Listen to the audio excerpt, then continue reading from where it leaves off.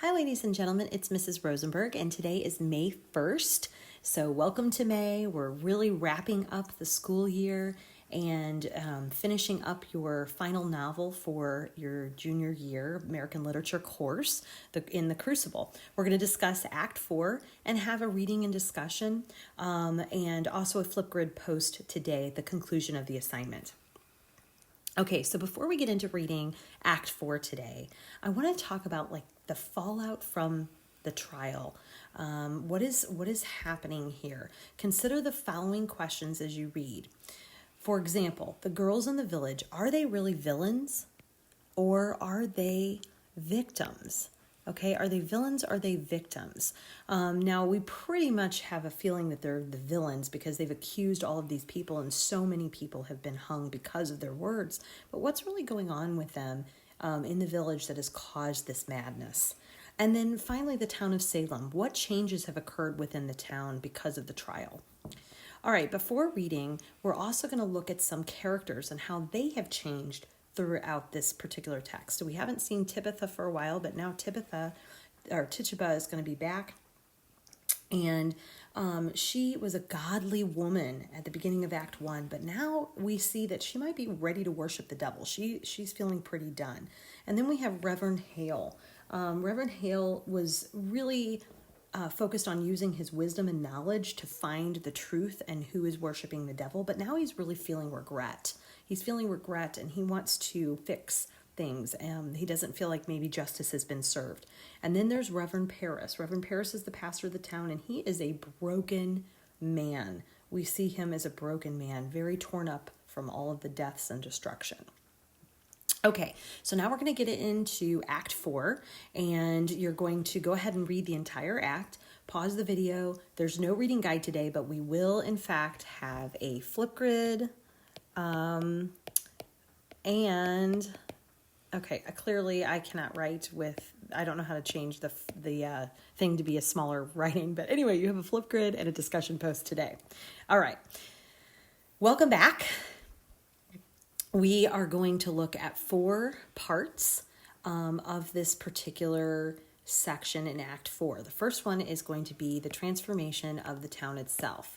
The next one is going to be Abigail Williams and her fate.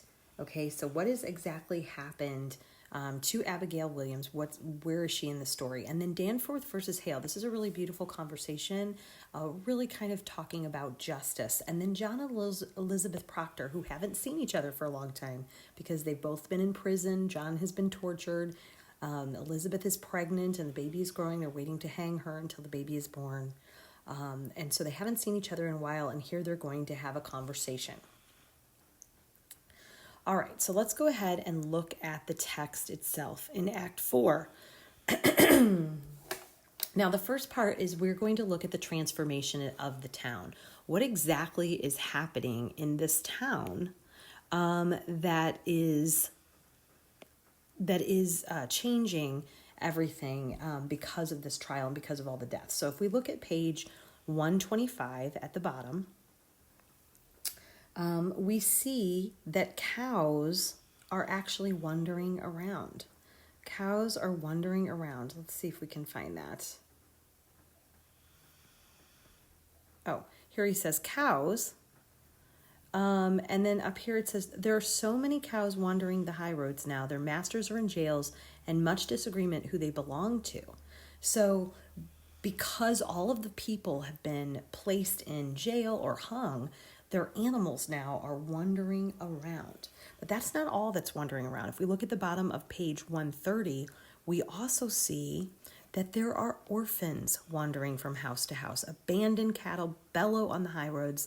The stink of rotting crops hangs everywhere, and no man knows when the harlot's cry will end his life, and you wonder yet if a rebellion spoke. Okay, so here we see that not only are the animals and the crops are rotten, but there's orphans roaming around. I mean, this is destruction that has happened to this particular town. Now, we also see that there's something else brewing. If you look at page 127, we see that also there is possible rebellion happening speaks of rebellion. So Andover is remedied, the court returns, but the rumor is there's rebellion in Andover. Okay, they will have no part of witchcraft. There'll be a faction here feeding on that news, and I tell you, true sir, I fear there will be a riot here. So not only do we have all of this complete and utter destruction of homes and families and farms, but now the people are angry, and there is possible rebellion that is brewing here. Not all of the towns around have given themselves over to this idea of witchcraft. So we also see on page 127 that Rebecca Nurse and John are supposed to be hung today. Okay, so John Proctor and Rebecca Nurse are actually going to be hung. And because they're going to be hung, these are prominent members of the society. And the fear is that this will actually spark the rebellion. This will be the last straw, and their deaths will make the rebellion happen. So we have Hale, who is now going to plead with Danforth to stop that, so that there won't be a rebellion. All right, let's take a moment to look at Abigail. If we look on page 126, and I'm going to change my color here.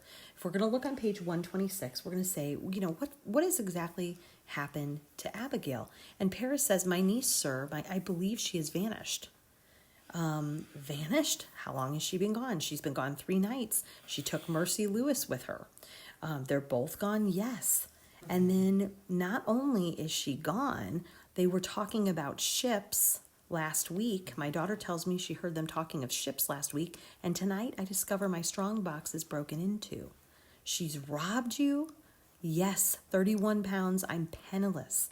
And he covers his face and sobs. So Abigail has now left. Okay, she is gone in the wind. She's probably likely even gone back to Europe, and she's stolen all his money. So here's this girl who has accused 100 people of dealing with the devil, and she was trusted in the court because of her reputation, and they hung these people based on her reputation, and yet now she's robbing her uncle and running away. So that's not exactly showing that she was an upstanding citizen. Okay. Also, she has not really gotten what she wants. I mean, you wonder why she's run, because she's been able to accuse all these people. Why would she leave the town? But John Proctor ruined his name and his reputation. He confessed of lechery and cheating and adultery with her.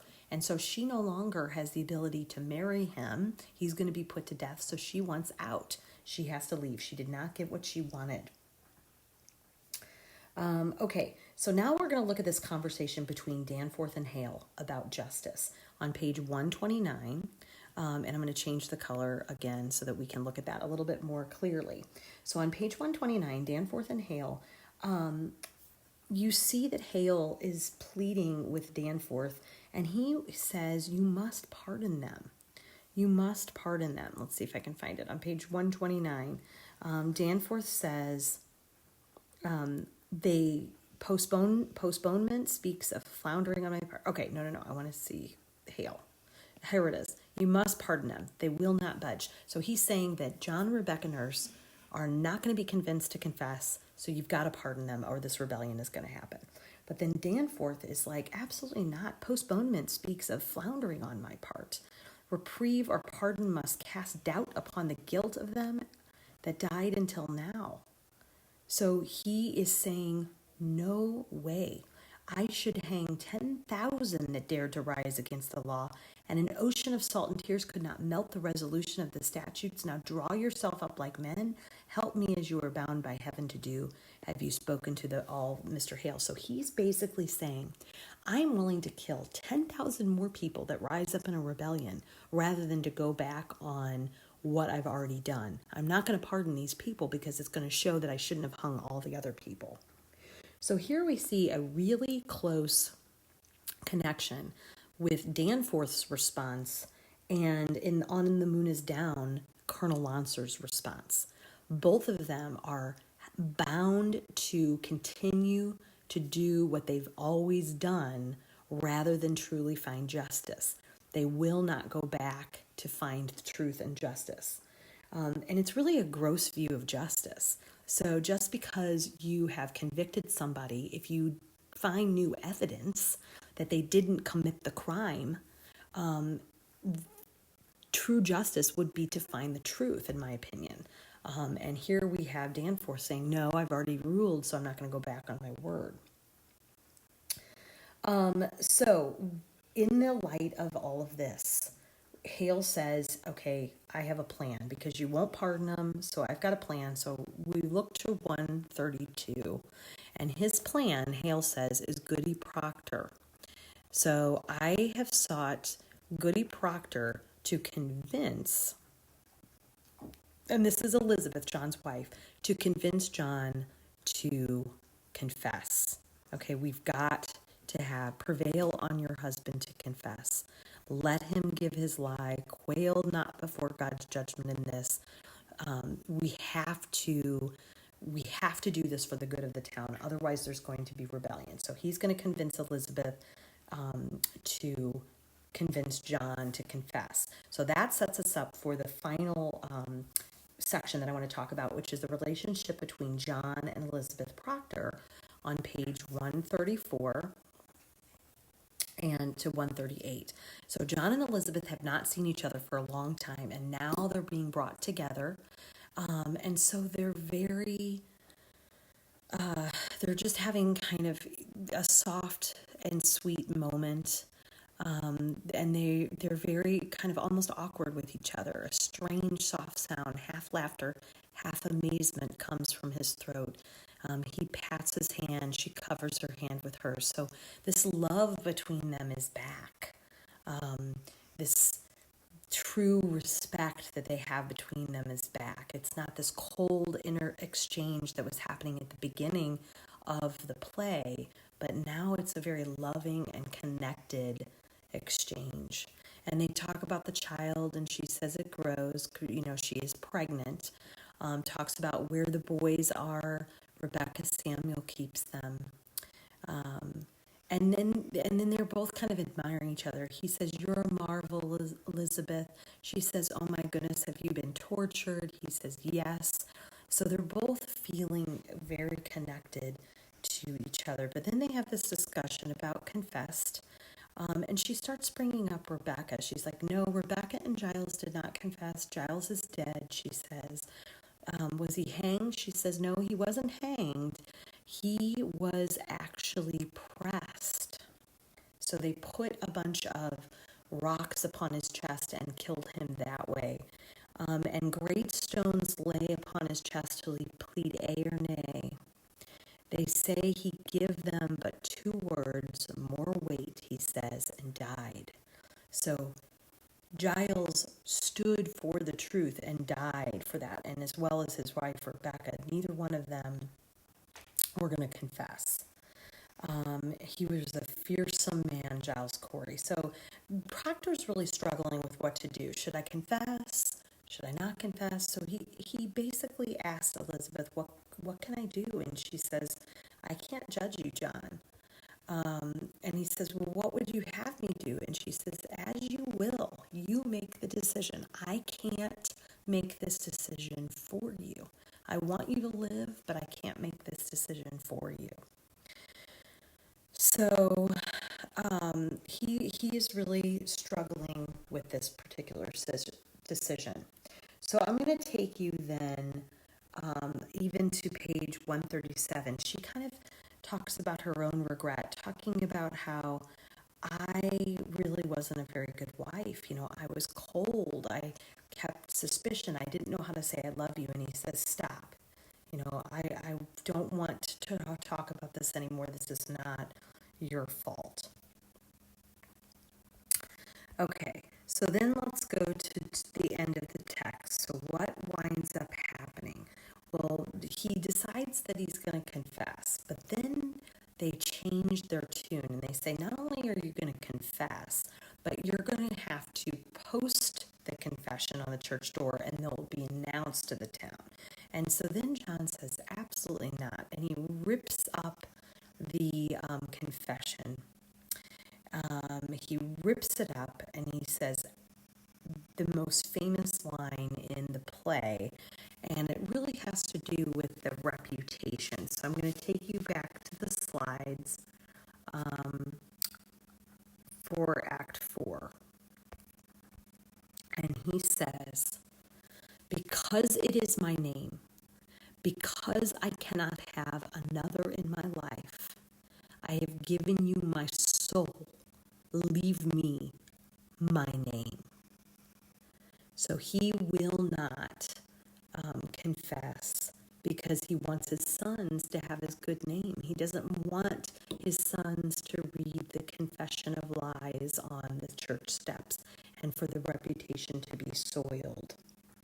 So it kind of brings us to that question. It almost reminds you of the idea of Mayor Orden, too, from On the Moon is Down. Like, what is really worth laying your life down for?